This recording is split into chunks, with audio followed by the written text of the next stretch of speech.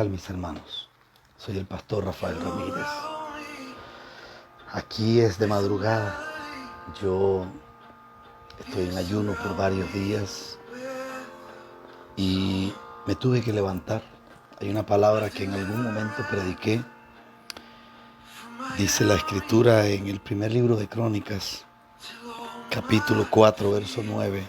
Y Jabes fue más ilustre que sus hermanos, al cual su madre llamó Jabes, diciendo: por cuanto lo di a luz en dolor.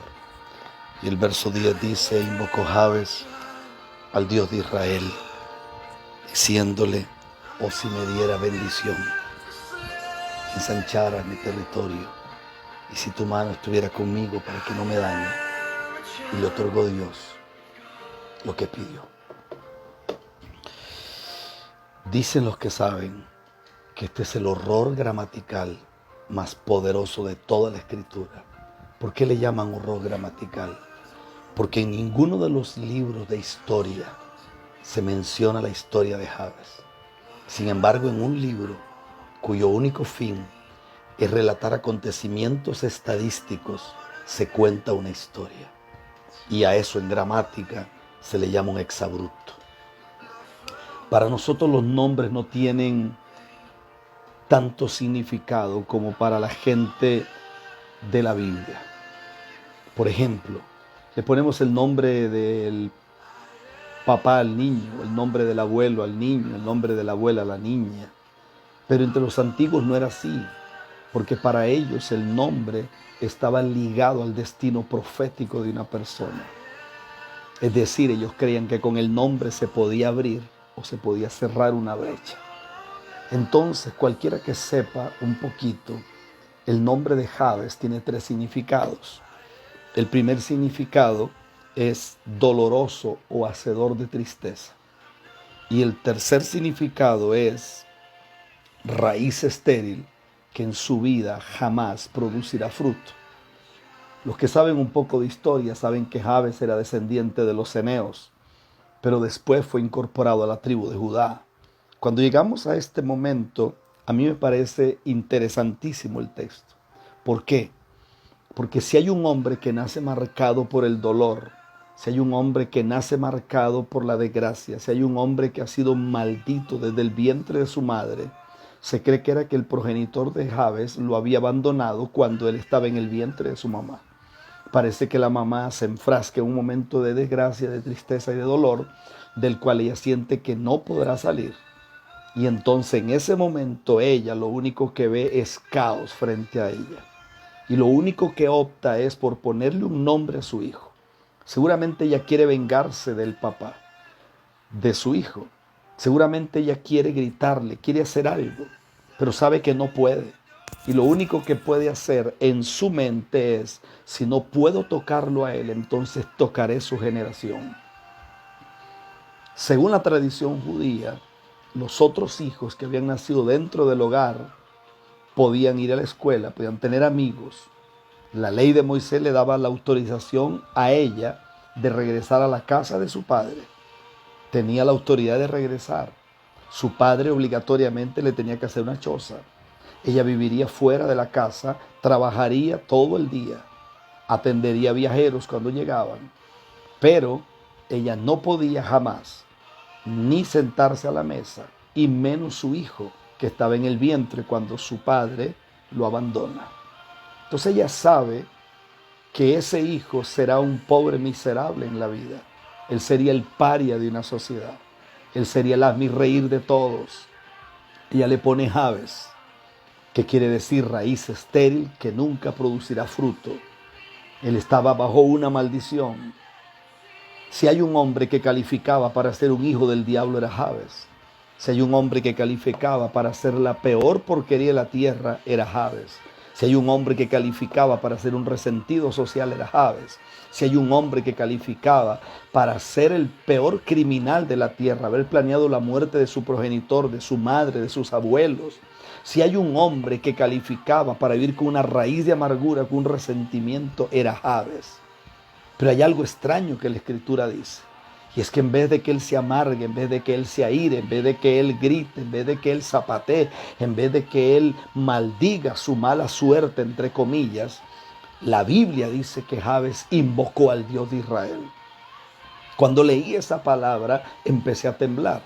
Porque para nosotros invocar es gritar. Para nosotros en Latinoamérica, gritar es invocar, es levantar la voz.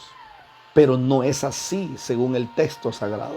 Según el texto sagrado, invocar era acontecerle a alguien con violencia con el fin de obtener algo. Hay una versión antigua que dice que Jabes no le clamó a Dios, sino que decidió secuestrar a Dios. Es decir, Jabes se fue de su casa a una montaña llamada la montaña de Galaad y desde ahí empezó a clamar. Pero no clamó como clama la gente normal. Es que no clamó un día, no clamó 2 días. Jabes pasó noches enteras, Jabes pasó semanas enteras, pasó meses enteros. Y lo que tenía en su corazón era: yo voy a sacar a Dios de vivir en el trono allá arriba y traérmelo a vivir acá abajo. Y lo voy a secuestrar, y aunque Él quiera regresar, no lo dejaré regresar. Porque la razón por la que a mí me pusieron Jabes no es ni por culpa de mi mamá, ni por culpa de mi progenitor.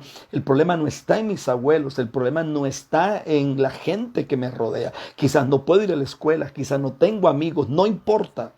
El problema mío es que hay alguien que quiere arruinarme la vida. Parece que Jabes entendió que las tinieblas estaban atrás de esto. Entonces usted pregunta: pastor, pero si Dios me escogió a mí para algo grande, ¿por qué me pasan tantas cosas? Porque para llegar hay que pasar. Israel tuvo que pasar por el desierto para llegar a la tierra prometida. La Biblia me enseña a mí que los 3 jóvenes hebreos tuvieron que pasar por el horno de fuego para poder ser sacados de ahí sin ser quemados. La Biblia me enseña a mí que Daniel tuvo que pasar por el foso de los leones. La Escritura me enseña a mí que José tuvo que pasar por la cisterna y ser vendido. Tuvieron que quitar la ropa que tenía y todo para llegar a ser un hombre muy poderoso en Egipto. A mí la Biblia me enseña que la mujer del flujo de sangre tuvo que pasar en medio de la multitud para poder tocar el borde del talí de Jesús. Hubo un hombre en la Biblia que tuvo que ser bajado por el techo de una casa para ser sanado, porque para llegar tienes que pasar. Ahora pregunto yo: ¿se quedó José en el hueco? No. ¿Se quedó Sadrach, Mesach y Abednego en el foso de los leones? No. ¿Se quedó Daniel? ¿Se quedó Sadrach, Mesach y Abednego en el horno de fuego? No, perdón. ¿Se quedó Daniel en el foso de los leones? No. ¿Se quedó Jesús en la tumba y en el Calvario de Gordón? No. Si ellos no se quedaron ahí, tú tampoco te quedarás donde estás. Cuando estaba leyendo esta escritura empecé a temblar, porque hay una novela judía que no se puede tomar como referencia bíblica. Note el detalle, abro paréntesis. No se puede tomar como referencia bíblica, pero se puede tomar como referencia histórica.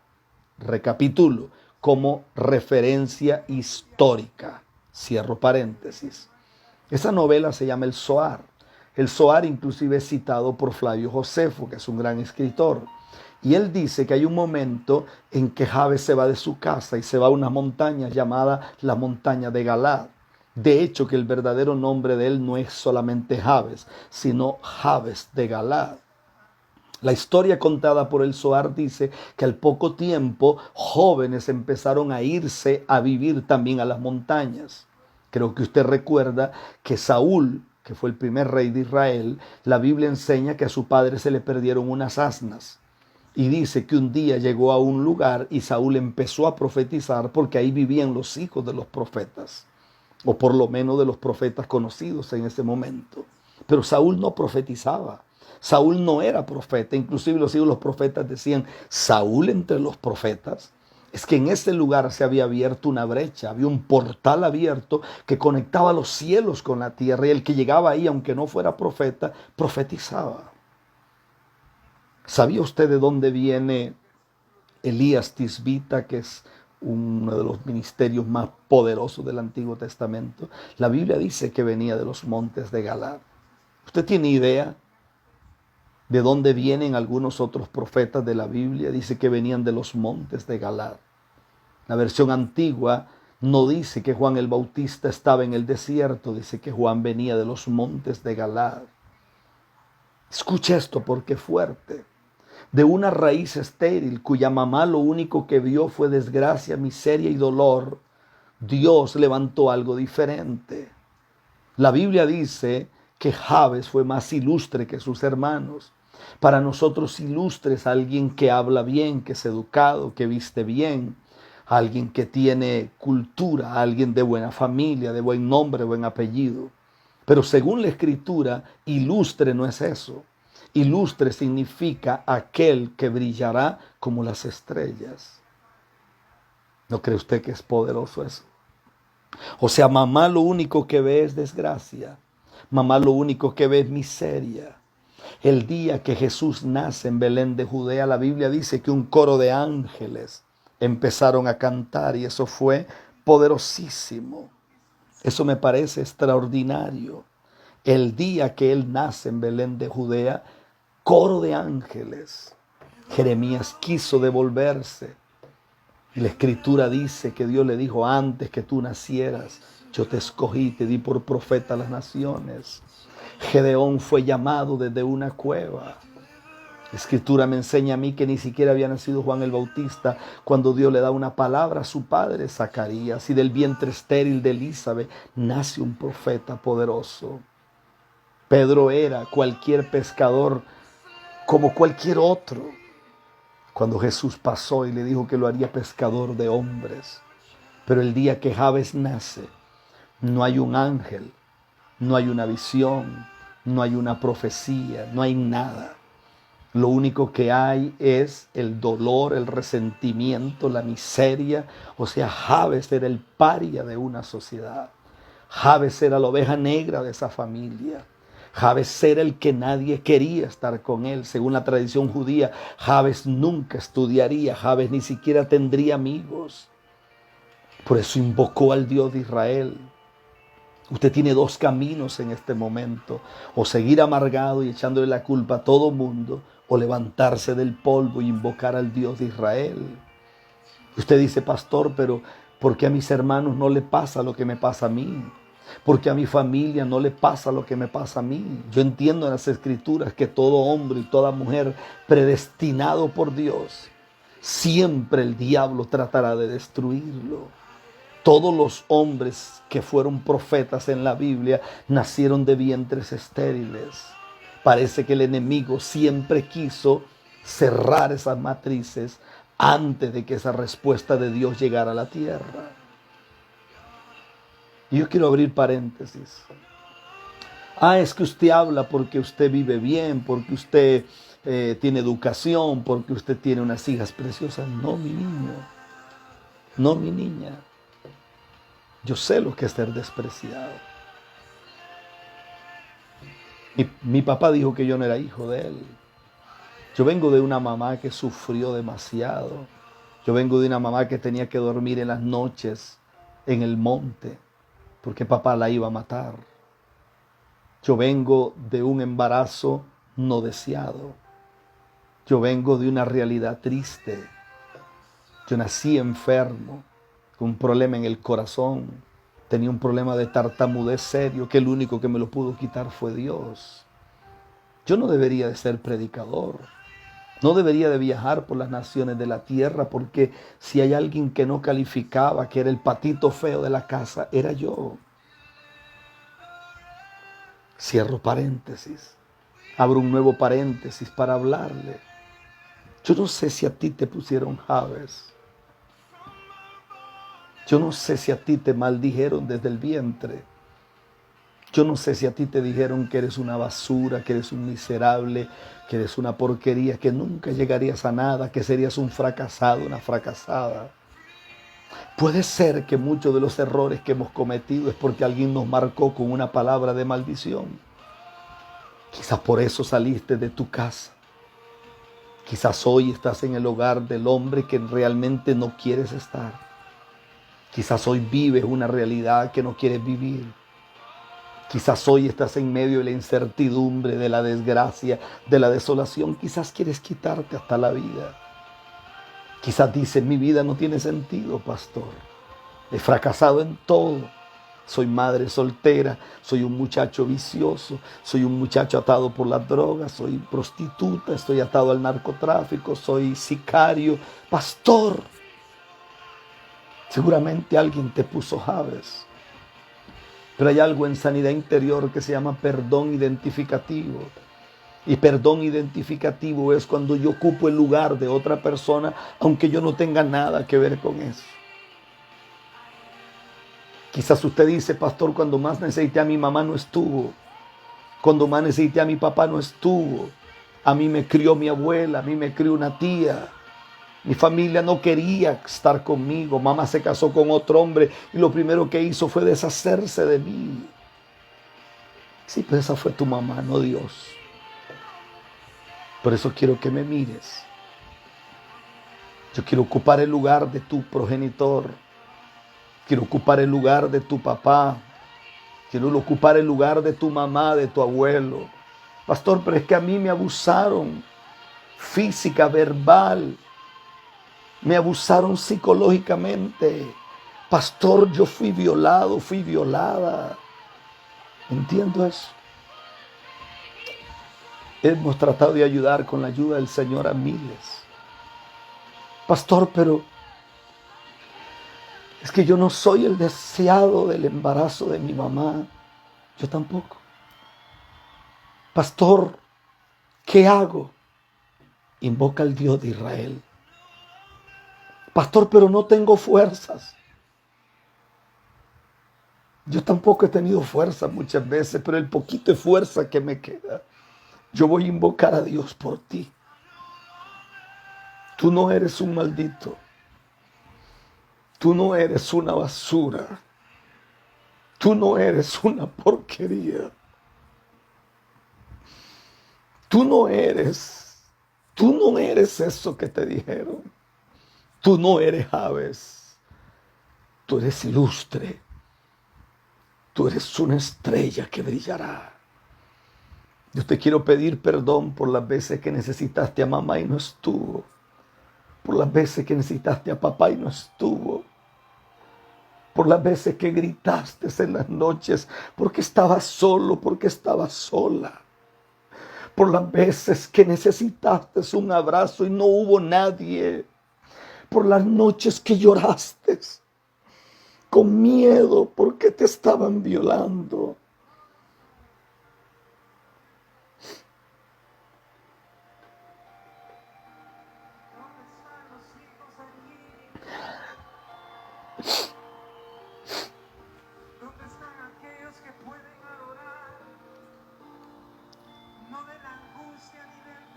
Dios está sentado en su trono. Dios está sentado en su trono. Dios está sentado en su trono. Y Dios no te ha dejado nunca. Ni te dejará. Jamás. Si pudo cambiar la vida de un tartamudo, si pudo cambiar la vida de un miserable que no esperaba nada, como yo, y me ha llevado a 120 países